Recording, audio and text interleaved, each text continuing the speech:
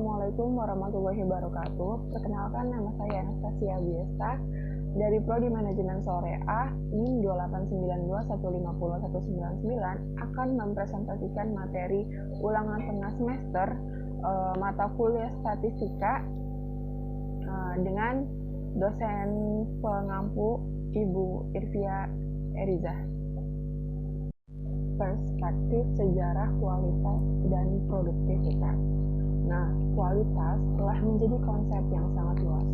Konsep tidak lagi hanya mengacu pada kualitas produk yang tinggi. Itu juga mencakup kualitas dalam hal penyampaian layanan, ketepatan waktu, layanan purna jual, dan proses produksi itu sendiri. Dan ini membutuhkan fokus pada perbaikan berkelanjutan. Produk dan layanan berkualitas dapat disampaikan terbaik ketika semua sistem organisasi yang efisien, efektif, dan terfokus pada target yang sama. Bahwasanya konsumen adalah bagian yang terpenting dalam lini produksi, dan itu harus menjadi tujuan kualitas untuk memenuhi kebutuhan konsumen sekarang dan masa depan. Selama bertahun-tahun, kualitas dan produktivitas telah dilihat sebagai dua indeks penting dari kinerja perusahaan, terutama di industri manufaktur. Namun, mereka selalu diperiksa secara terpisah. Alasan utama bahwa kualitas dan produktivitas tidak diperiksa secara bersamaan adalah bahwa tujuan manajemen mutu dan manajemen produktivitas secara tradisional dipandang sebagai kontradiktif.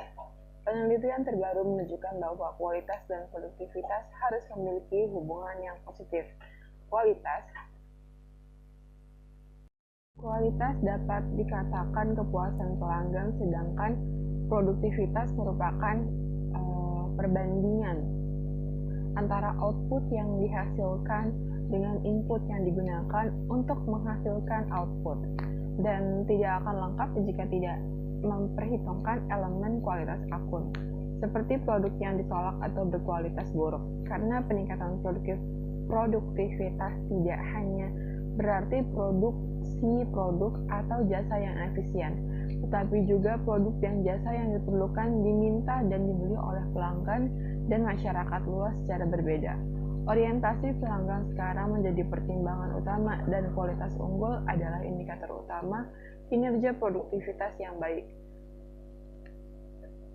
Produktivitas menjadi identik dengan kualitas. Para perusahaan akan berpikir bahwa mereka telah membuat produk berkualitas yang baik, akan tetapi setelah beberapa waktu terungkap bahwa mereka mengadopsi kualitas sebagai alat manajemen yang meningkatkan kualitas dan produktivitas sekaligus mengurangi biaya dengan menghindari pemborosan. Biaya kualitas atau kualitas biaya dalam arti yang lebih luas adalah biaya yang dikeluarkan oleh suatu organisasi mencapai dan mempertahankan kualitas yang baik serta mengelola kualitas yang buruk di sepanjang garisnya operasi dengan tujuan untuk mencapai tingkat kepuasan pelanggan tertinggi.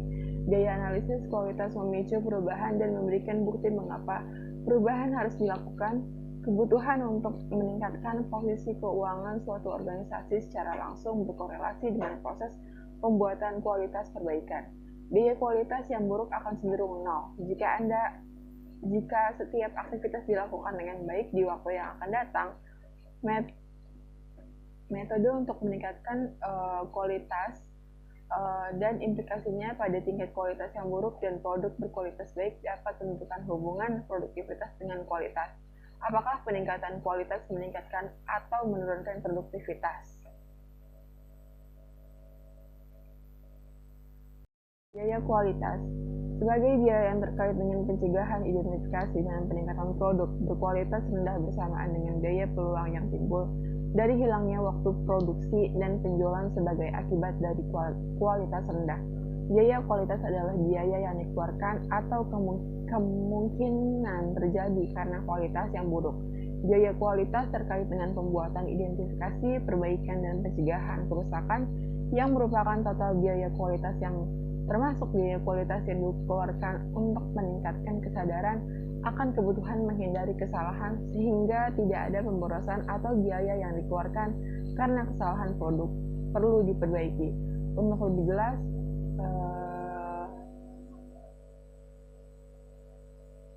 seperti itulah biaya kualitas yang dimaksud.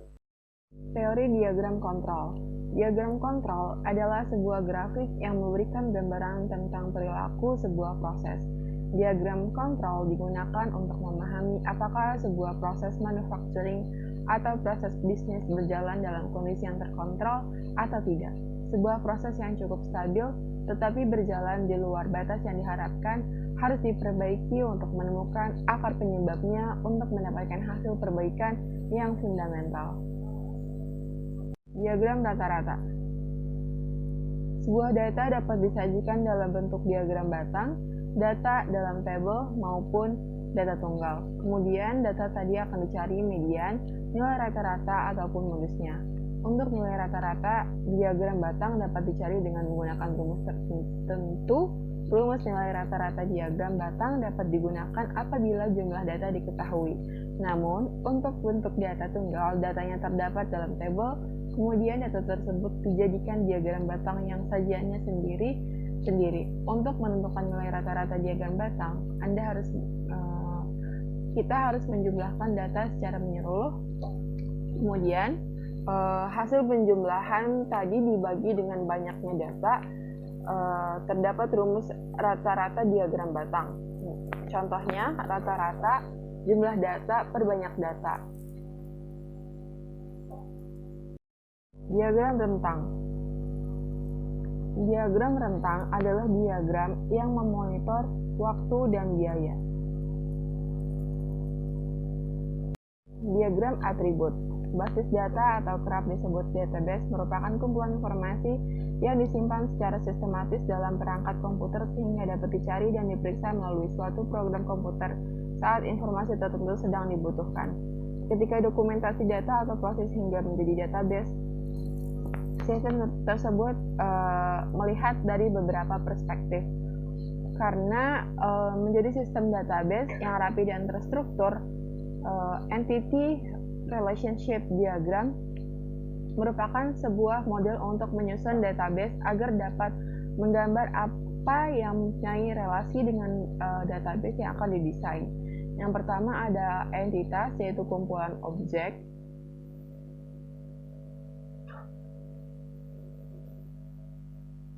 Ada yang disebut entitas lemah karena harus berhubungan langsung dengan entitas lain sebab dia tidak dapat teridentifikasi secara unik, yaitu atribut. Komponen kedua dari entitas pasti mempunyai elemen yang disebut atribut yang berfungsi untuk mendeskripsikan karakteristik dari entitas tersebut. Hal pembeda atribut dengan entitas, gambar atribut diwakili oleh simbol elips dan terjadi menjadi beberapa jenis. Ada atribut kunci,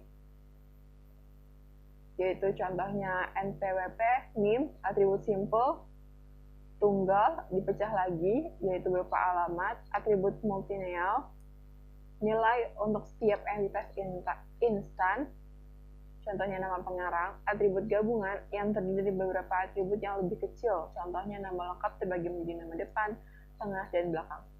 Derivatif, yaitu hasil dari atribut lain yang tidak wajib ditulis dalam diagram.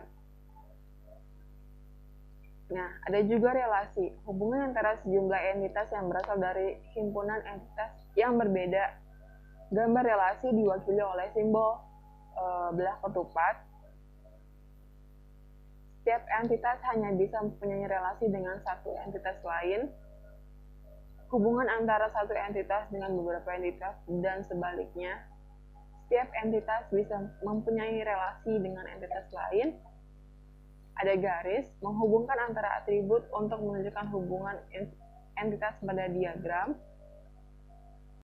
Diagram batang merupakan media penyajian data yang dituangkan dalam bentuk batang-batang persegi panjang yang menjulang mengikuti frekuensinya.